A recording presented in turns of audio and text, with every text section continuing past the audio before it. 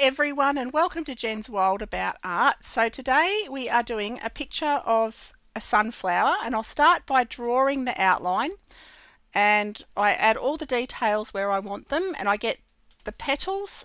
I make sure that they're all going in slightly different directions, so they follow the directions around the flower, but also I have some bent and some facing upwards and some tilted downwards, just so that it keeps the picture interesting.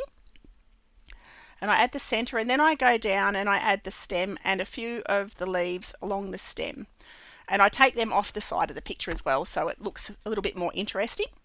So now I clean my palette and I get some Hansa Yellow, which is my Daniel Smith watercolors, and I add that all the way around all of the petals. And it doesn't matter if I stay in the lines completely, I can go outside the lines a little bit. You'll see in a minute, I'll just pick that bit up with a bit of water on the brush, and then I just sponge that off with a bit of kitchen paper.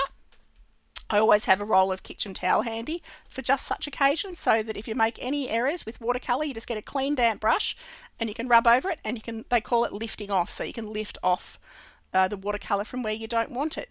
So I continue around all of the petals with the Hansa Yellow, and I fill all of those in, and then I mix up an orange, so I use a little bit of red, or a little bit of magenta rather, and I add that into the Hansa Yellow to make an orange tone. And I take that around the darker areas of all of the petals, and then I make it a little bit thicker, so a little bit less water, a little bit more pigment, and that creates a slightly stronger orange. So I just added a little bit more red, a little bit more yellow, and continue that around. Then for the leaves and the stem, I use sap green, very diluted for the first layer, and I just fill in the whole stem and leaves with that sap green. Take that all around. While it's still damp, I drop in a little bit of olive green with that sap green to slightly darken up around the shadow areas and add a little bit more detail. And then I add to that a little bit of indigo blue to the green as well, and that just creates that darker tone to give you the shadow areas and the darker areas around the base of the flower. So now for the center of the flower, I use purple and indigo. So I think it's quinacridone purple and indigo to make a really dark sort of bluey purple.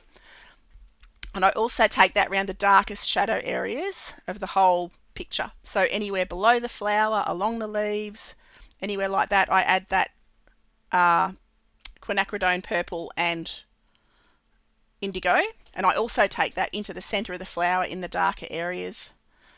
So that gives me all my dark tones. I add a little bit more of the red to the orange, just to create some more color and depth of color into the petals on the sunflower, and take that right around everywhere, cutting around the two petals that are upturned. And we are just about done. I hope you enjoyed this video. Thank you so much for watching, and have an awesome day. I'll see you next time. Okie doke. Bye.